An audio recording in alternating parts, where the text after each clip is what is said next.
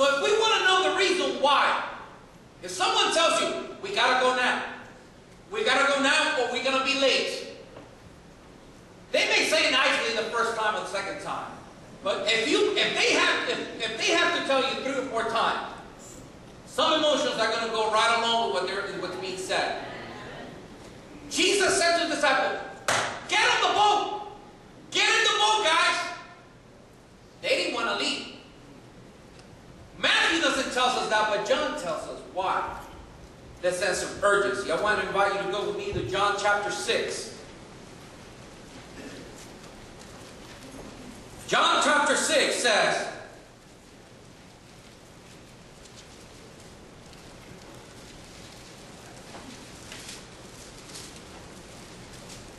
John tells us something a little bit different. Verse 14 says, after the people saw the miraculous sign that Jesus did, they began to say, surely this is the prophet who is to come into the world.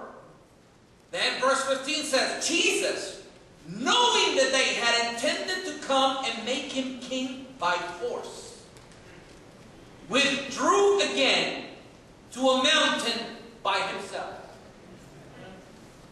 The reason why it was such an urgency to get out of there is because Jesus knew that there were 5,000 men who had decided to make him king because they saw the miracle of feeding 5,000 hungry men. And we're not talking about feeding them apple pie from McDonald's. We're talking about having seconds and thirds, perhaps. Because when we eat, when we get hungry, we can eat. We can eat, man. I eat my own portion when we go out to eat, and my wife leaves half of her meal, I probably help her out. That's just a fact. We eat a little bit more. So Jesus knows that there are 5,000 men who wants to make him king.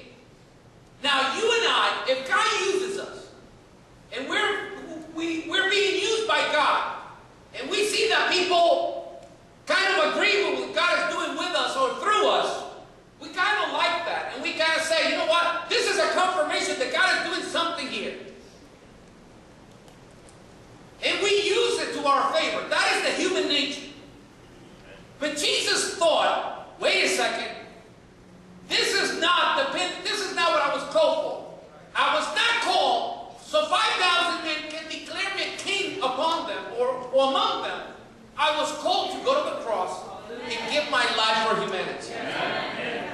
So Jesus exercised discernment, and he decided to send the disciples away because perhaps he worried that the disciples' inexperience was going to get to them, and they too were going to think, hey, that's such a good idea. Why don't we do that?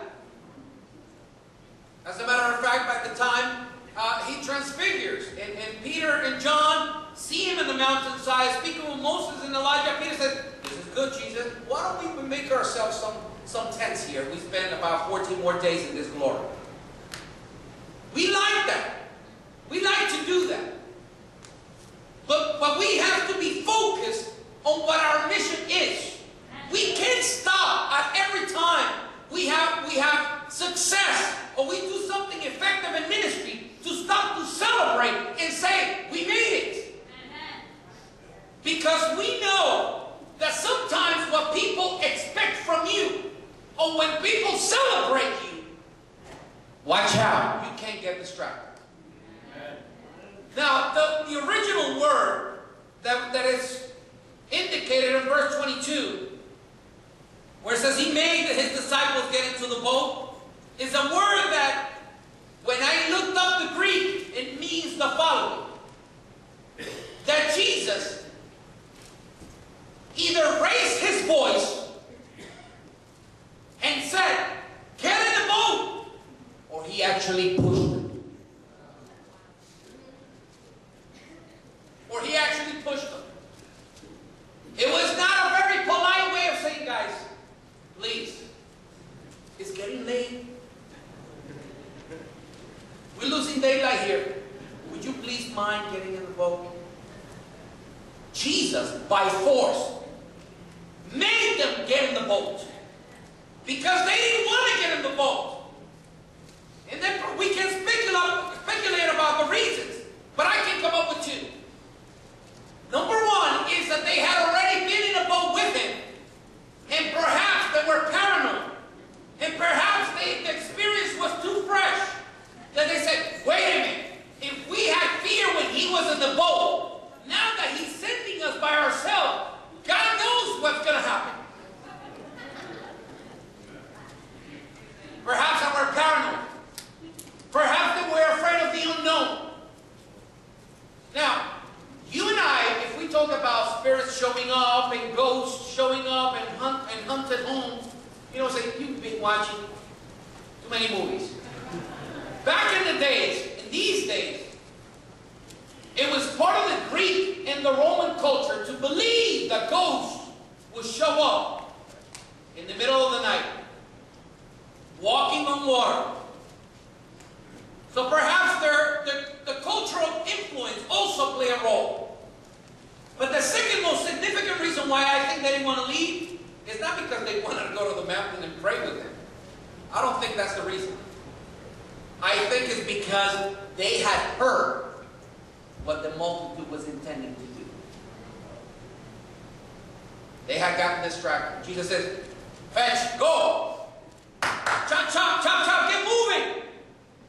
Get in the boat, guys. You know what? Their obedience overcame their fears. They got in the boat. And off they went. Now, just to put this in a time frame, we're talking about shortly before 6 p.m. Shortly before sunset. When Jesus sent the multitude away. So he could go and pray. At least 2 hours per day. Any teacher, any rabbi, in the days of Jesus, they would go to the mountain. They would go to a place where they would find solitude and spend at least 2 hours a day praying. I know you're waiting for me to ask how many of you pray 2 hours a day.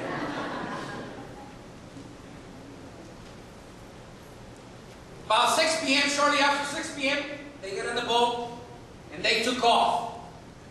Now, they were not going to navigate bordering the shore of the lake. They actually headed straight out, straight across the lake. And the Bible tells us that Jesus went up to the mountain to pray. He didn't pray 2 hours. He prayed for the rest of the evening. The rest of the evening and the first hours of the next day. Now, according to Jewish culture, the night was split into 4 vigils, each consisting of 3 hours. The first vigil is from 6 p.m. to 9 p.m. Second vigil is from 9 to 12 midnight. Third vigil is from 1 to 3 o'clock in the morning. And the fourth vigil is from 3 a.m. to 6 a.m. The Romans divided it by 2 vigils of 2 hours. So when the Bible tells us that during, verse 25, during the 4th watch, what does that mean? It was between 3 a.m. and 6 a.m. They had already traveled, whether it was a rowboat or a sailboat, they had already traveled quite a significant distance. And they had traveled many hours by water. And when we read, it says, verse 24, but the boat was already a considerable distance from land, buffeted by the waves because the wind was against it.